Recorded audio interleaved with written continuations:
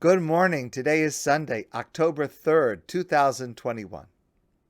There's a fascinating, cryptic, mysterious passage at the end of our Parsha, the Migdal Bavel, the Tower of Babel. The people gather together. They build this tower.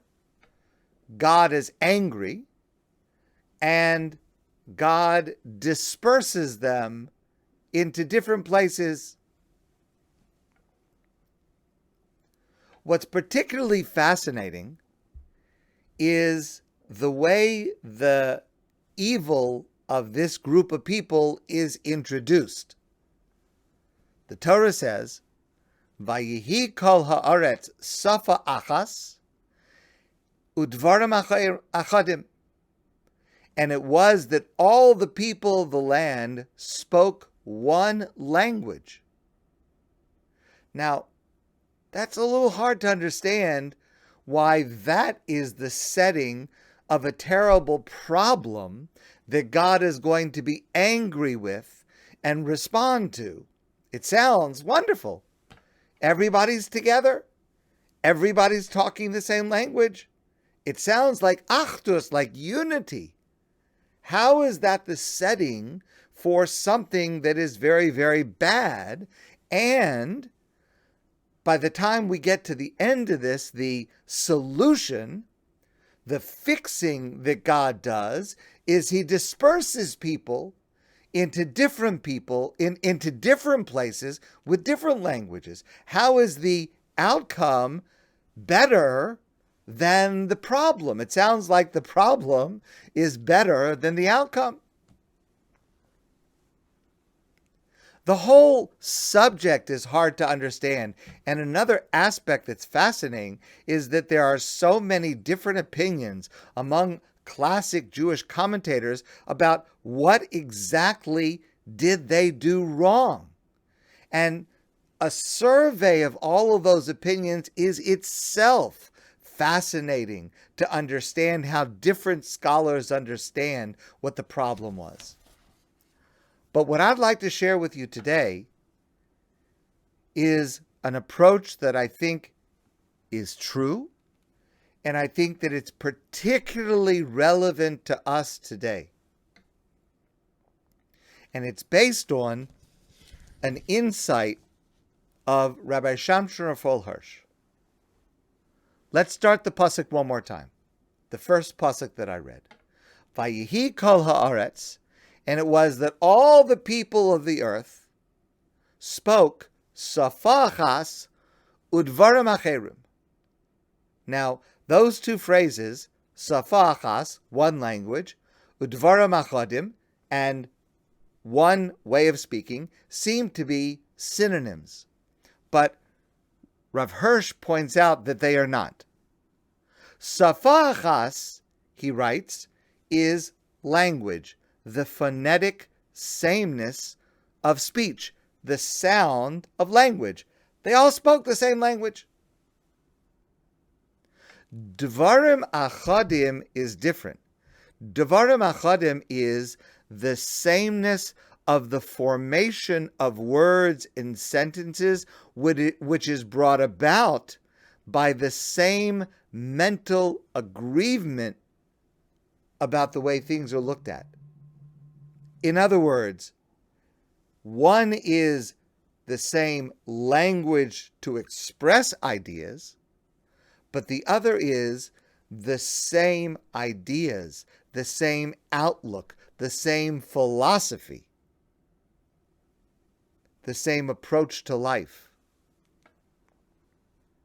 Now, on the surface, what Hirsch says seems to make our problem even more difficult. If they were all aligned, if they had a commonality not only of language, but of outlook and philosophy and expectations in life, isn't that certainly ideal? And this is a very deep truth. And it's something that we are struggling with right here in Quebec and in many places around the world, and that is when a relationship, when a society is based on commonality of language and based on commonality of thinking, that's not achdus. That's not unity. That is tribalism. That is a group of people who are able to get along as long as everyone agrees with me. The problem with that is that the moment someone has a different idea, the moment that someone expresses themselves in a slightly different way, the moment someone's behavior is slightly different than mine, then they're outside the tribe. Then they're not entitled to being welcomed as part of the group. That is the opposite of achdus.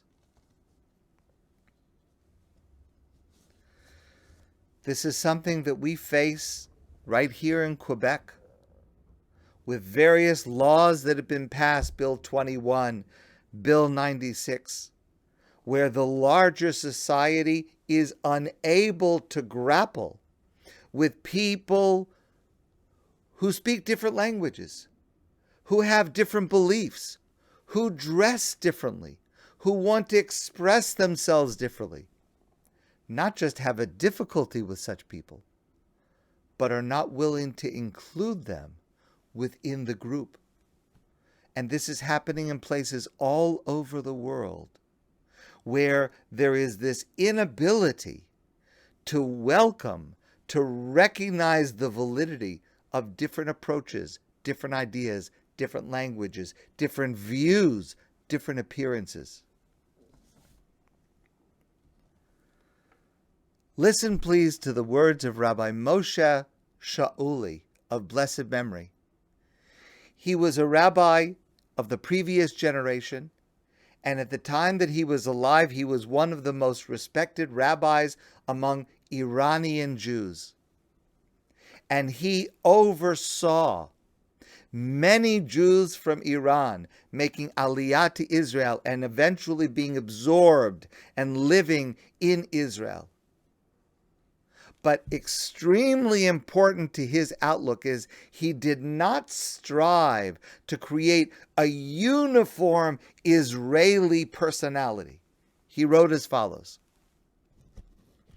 "Our land is a gathering land, the land of Israel, a land that gathers her sons and daughters to return to her from all corners of the earth, from more than 100 countries who speak more than 80 languages. Each ethnic group has its own manners, its own customs. Those who preach to merge all ethnic groups into one do not know how big the loss and the damage from this merger will be. A vase with different flowers of a myriad hues and smells is much more preferable and much more beautiful than a monotonous vase in which there are only flowers of one kind and one color. We have to keep the uniqueness within the unity."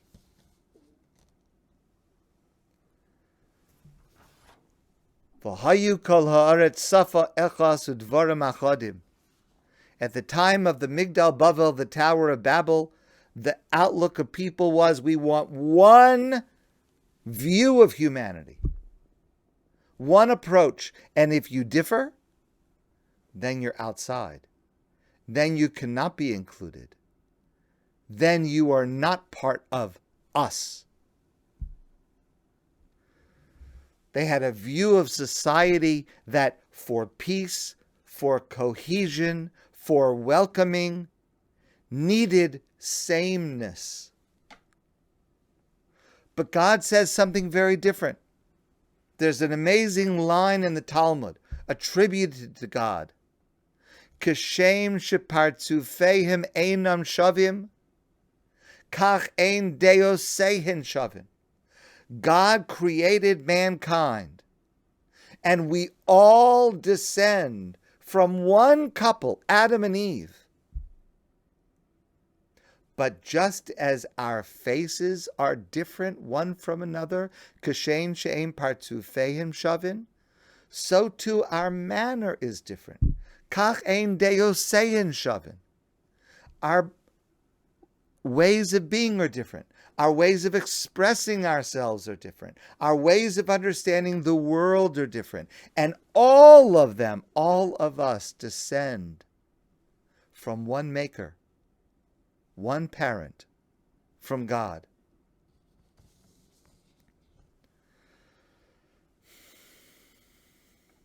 Now, it's not so hard to understand the view of the people of Migdal Bavel, the Tower of Babel, just as it's not so hard to understand the view of the majority that seeks to impose its outlook, its way of expressing itself on every minority. Rabbi Jonathan Sacks wrote, "People fear people not like them." This has been a source of violence for as long as there has been human life on earth. The stranger, the foreigner, the outsider is almost always seen as a threat. But what if the opposite is the case? What if people not like us enlarge rather than engender and endanger our world? Last week I spoke with you about the amazing concept of Tselem Elokim, that every human being is created in the image of God. An amazing contribution.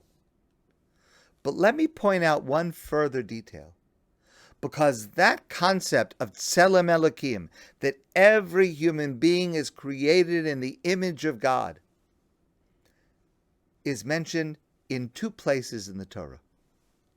Now, last week I quoted to you from the Parsha Bereshis in the first chapter of Genesis, where the Torah says, God created Adam and Chava, Adam and Eve, B'Tzalmo, in his image.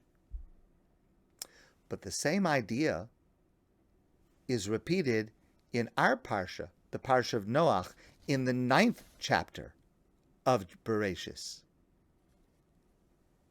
The same concept, but a very different context. Because in the first chapter of Bereshis, God says to Adam and Chava, to Adam and Eve, you are created in my image.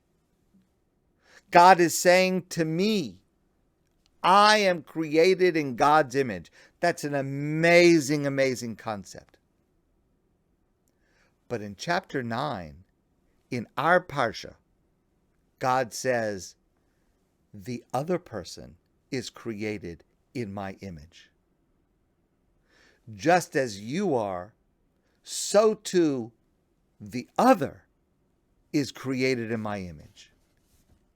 And in a sense, that's an even greater challenge for us to appreciate.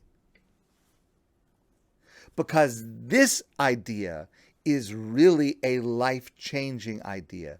It means that the greatest religious challenge is, can I see God's image in one who is not my image?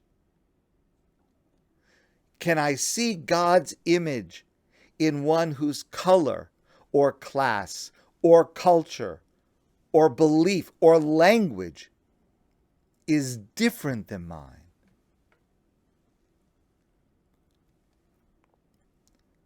This is the very practical challenge that is posed to us by the Migdal Bavel, by the Tower of Babel. Can I see the image of God in the face of a stranger? Because that is precisely what God demands of me. My friends, I want to wish you a great day. And I look forward to seeing all of you soon in person.